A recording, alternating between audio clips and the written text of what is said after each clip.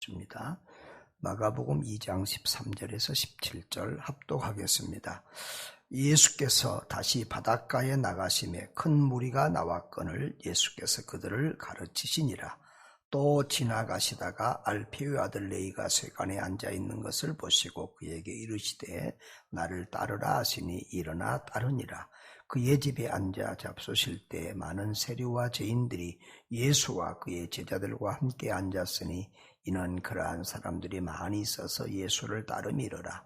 바리새인의 서기관들이 예수께서 죄인 및 세리들과 함께 잡수시는 것을 보고 그의 제자들에게 이르되 어찌하여 세리 및 죄인들과 함께 먹는가?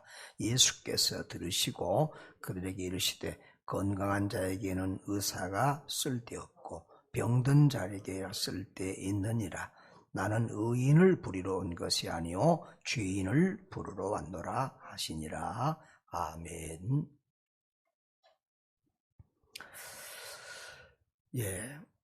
예수님께서 이 가버나움 세관 앞을 지나가십니다.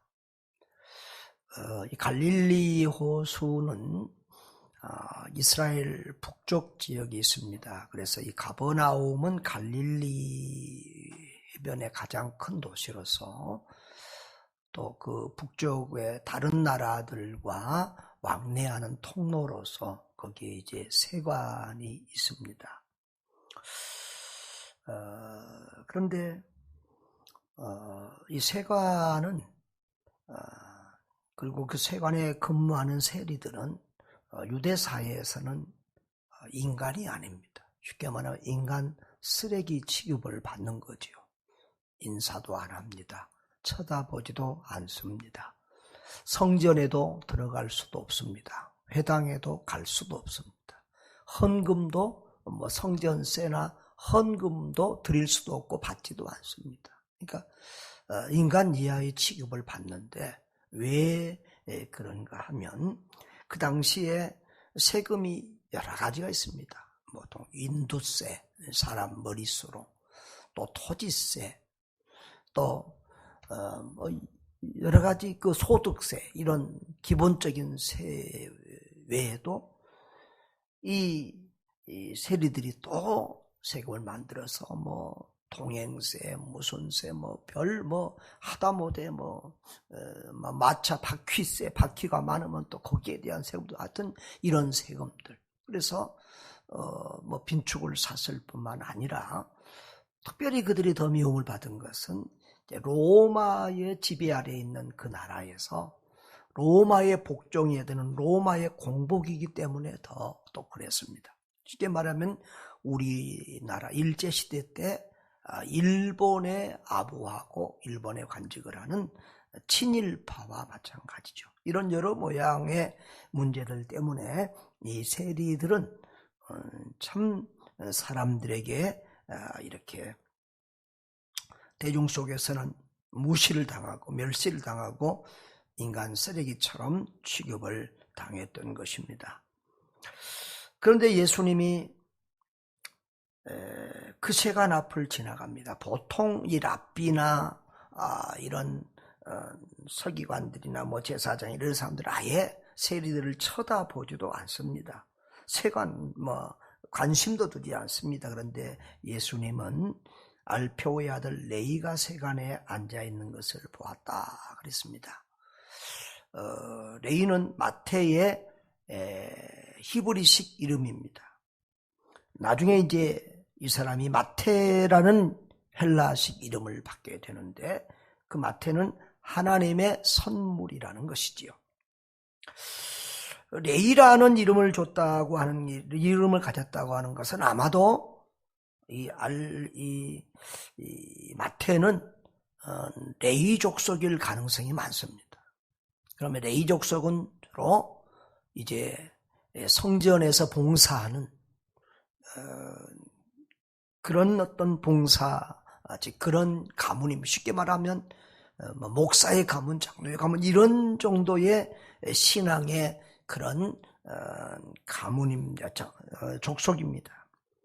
아마 그 부모들도 레이가 이런 하나님 안에서 경건한 믿음의 사람이 되라고 쉽게 말하면 요즘 말로 하면 목사가 되라고 지어준 그런 이름이었을 것입니다. 그런데 이 레이는 부모의 기대나 기도와는 달리 당시 사회에서 욕을 먹으면서도 그래도 돈을 따라가는, 돈을 벌어서 잘 먹고 잘 살겠다고 하는 물질 추구의 삶을 살았습니다. 그는 돈은 많이 벌었지만 결코 행복하지 않는 그런 삶을 살았을 것입니다. 그런데 예수님께서 그 레이를 보시고 그랬습니다. 그냥 보신 것이 아니죠. 주목해서 관심 있게 보시고 나를 따르라라고 했습니다. 이 나를 따르라라고 하는 말은 보통 일반 성도들에게 하는 말이 아니에요. 아무에게나 하는 말이 아닙니다. 예수님이 제자로 부르겠다는 것입니다. 베드로와 야고보, 요한을 부를 때처럼 예수님이 레이를, 이 마태를, 세례를 나를 따르라 그렇게 명령하십니다. 그러니까 일어나 따랐다 그랬습니다. 그리고 이제 그의 집에서 잔치를 벌입니다. 누가복음에는 이 잔치가 큰 잔치라고 표현이 되어 있습니다. 아마 이제 레이가, 이 마태가 이제 예수님의 제자의 길을 나서면서 이제 자기 가족들, 이웃 동료들과 더불어 잔치를 하고, 쉽게 말하면 이제 직장 퇴임 겸 또 이게 이제 멀리 여행길에 나서는 가족과 친지들과 또 이별하는 그런 잔치 자리이기도 했을 것입니다. 근데 많은 세리와 죄인들이 와서 예수님의 제자들과 함께 했다 그랬습니다. 그때 이 바리새파에 이제 소속된 서기관들입니다. 예수님께서 죄인 및 세리들과 함께 잡수시는 것을 보고 제자들에게 이르시되 어찌하여 세리 및 죄인들과 함께 먹는가 그랬습니다. 여기 죄인이라고 하는 이 단어는 지금 세리들이 말하는 이것은 사실은 모든 인간은 하나님 앞에서 죄인이죠.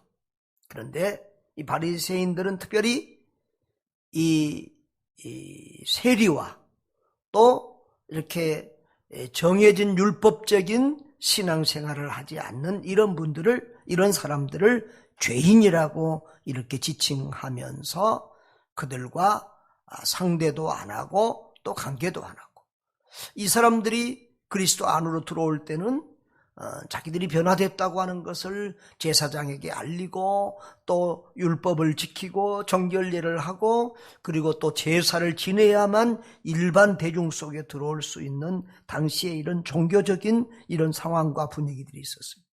바로 이런 마음대로 성전에 갈 수도 없고 회당에 갈지도 못하는, 참 그들이 어울리지도 않는 이런 사람들과 예수님이 어울린 것을 보고 이제 비난을 하고 있는 것이죠. 그때 예수님은 이렇게 말씀하십니다.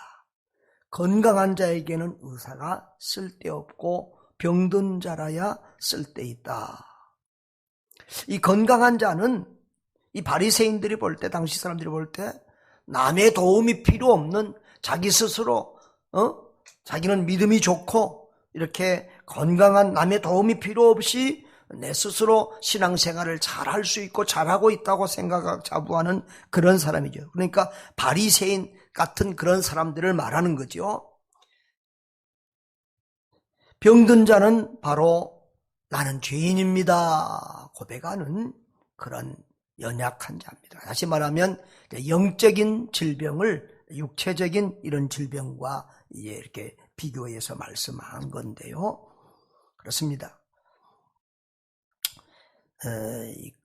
여기서 건강한 자는 뒤에 말하면 의인을 말하는 거고, 병든 자는 죄인을 말하는 것이죠. 예수님은 당시에 사람들이 이렇게 자주 사용하던 그런 말, 건강한 자에게는 의사가 쓸데없고 병든 자에게 쓸데있다는 말을 빌어서 나는 의인을 부르러 온 것이 아니라 죄인을 부르러 왔다 그랬습니다. 그렇습니다. 자기가 병든 것을 알아야 병원에 갑니다. 교회도 마찬가지입니다. 내가 죄인인 것을 알아야 교회에 가고, 내가 죄인인 것을 알아야 의사이신 예수님을 찾게 되는 것입니다. 그러니까 자기가 죄인인 줄을 아는 것 자체가 축복입니다. 바리새인들이 오히려 불쌍한 것은 그들이 자기들이 건강한 사람인 줄 착각하고 죄 없는 의인인 줄 착각하기 때문에 오히려 더 불쌍한 사람이요, 오히려 그들이 더 병든 자인 것이죠. 여러분, 우리는 늘 나는 부족합니다, 죄인입니다 하는 자세로 날마다 우리의 완전한 치료자이신 의사이신 우리 예수님 앞에 나와야 할 줄 믿습니다. 자, 그런데 우리가 참 코로나 상황에서 이렇게 전도도 어렵고 또 안 되고 그러는데요, 우리는 이 코로나 상황에서도 예수님처럼 이렇게 죄인들을 주께로 인도하는 전도자의 삶을 살아야 될 줄 믿습니다. 세상에서 멸시받고 천대받고 저 사람은 예수 안 믿을 것 같다는 사람, 저 사람은 하나님과 관계가 없다는 이런 사람들까지도 예수님은 이렇게 포용하시고 또 남들의 비난을 받으면서까지 그들의 친구가 되어주셨습니다. 여기서 우리가 주의할 것은, 이 목사가 보면 어떤 사람들은 남을 전도하는 것도 걱정이 되는 사람들이 있어요. 본인 신앙이 돈독하지 않아서, 본인 신앙이 경건하지 않아서 남들 전도한다고 하다가 오히려 죄악에 이끌려가서 오히려 더 그 사람에게 질 것 같은 어린아이 신앙들도 있어요. 여러분, 예수님은 죄인을 만나도 죄에 전념되는 것이 아니라 그 죄인에게 영향력을 끼쳐서 그를 거룩한 길로 인도하시는 주님인 줄 믿습니다. 우리가 요즘 지난번에 나병 환자 얘기도 했는데요, 지금 코로나 상황도 마찬가지입니다. 코로나에 전념되는 상황이 아니라 코로나를 치료해 줄 수 있는 사람이 돼야 될 줄 믿습니다. 우리가 이렇게 사람들과 어울려야, 또 관계를 맺어야 그들을 전도할 수 있는데, 그 불신앙의 그들의 세계에서 또 죄인들의 그들의 모임에서 그들에게 영향을 받고 끌려가는 것이 아니라 예수님처럼 그들을 거룩한 영향력을 끼쳐서 그들을 주께로 인도하고 변화시킬 수 있는 그런 하나님의 사람들이 되어야 되겠습니다. 그렇습니다. 레이는 부모의 기대와 또 기도와는 달리 하나님을 추구하는 삶이 아니라 물질을 추구하는 삶을 살았습니다. 그 삶이 결코 행복하지 않았고 만족하지 않았습니다. 우리는 세상 것을 얻으면 거기에 행복이 있고 만족이 있을 것 같지만 결코 그렇지 않았습니다. 예수님은 그 마태 레위의 그 마음과 영혼과 그 상태를 알고 있었을 것입니다. 그래서 그를 하나님의 사람으로 예수 그리스도의 제자로 부르시고 있고, 마태는 기꺼이 그 모든 것을, 자기 일생을 던져버리고 기꺼이 예수님을 따라 헌신하였습니다. 그리고 나중에는 이 마태복음을 기록하는 위대한 하나님의 사람, 전도자로 삶을 살아가게 됩니다. 저와 여러분 모두가 예수님처럼 사람들을 주께로 이끌 수 있는 사람들이 되고, 또 이 마태처럼 우리 인생에서 정말 예수 외에 다른 것들은 다 이렇게 내려놓고 먼저 하나님의 나라와 의를 구하는, 예수 그리스도를 따르는 제자의 삶을 살아가는 하나님의 사람들 될 수 있기를 주의 이름으로 축복합니다. 다 같이 기도하겠습니다. 우리 아버지 하나님, 주께서 우리를 불러주셔서 또 하나님의 백성 성도로서, 제자로서 목사로서 선교사로서 이렇게 사용해 주심을 감사합니다. 하나님, 그러나 주님을 따르면서도 돈과 세상 것을 놓지 못하는 우리가 그런 경우가 많이 있습니다. 주님, 우리에게 주님만 보이게 해주시기를 원합니다. 주님이 우리의 기쁨이요 만족이요 행복이요 모든 것 되기를 원합니다. 주님을 위해서 시간도 마음도 물질도 삶도 아낌없이 드릴 수 있는 저희들 되게 해 주시옵시고, 또 우리 주님처럼 많은 사람들에게 영향력을 끼쳐서 죄인들을 주께로 인도하고 또 많은 사람들을 하나님의 사람으로 세워갈 수 있는 주님의 삶을, 주님의 사역을 닮아가는 우리들 되게 해 주시옵소서. 2월 달에도 영혼구원의 열매들이 우리에게 맺혀지기를 원합니다. 또 우리 교회에 새로운 성도들이 계속해서 이렇게 들어올 수 있도록 은혜를 더하여 주시옵시고, 또 교회마다 선교지마다 부흥되는 역사들이 있도록 은혜를 더하여 주시옵소서. 우리 구주 예수님 이름으로 기도하옵나이다. 아멘. 주기도문으로 마치겠습니다. 하늘에 계신 우리 아버지, 아버지의 이름을 거룩하게 하시며 아버지의 나라가 오게 하시며 아버지의 뜻이 하늘에서와 같이 땅에서도 이루어지게 하소서.